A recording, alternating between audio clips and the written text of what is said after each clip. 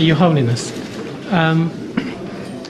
what is the solution for the alienation of the Ahmadiyya sect by other Muslim organizations? What can you do to try and resolve that? It will take some time.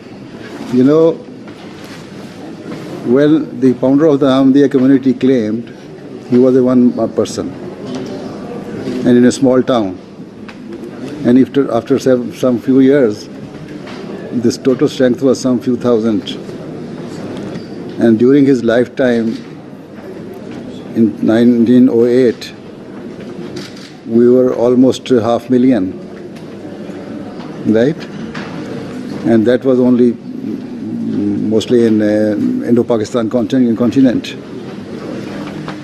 Now we are in 202 countries of the world and in millions. So this is how we are multiplying. Hope one day when we are in majority everything will be okay.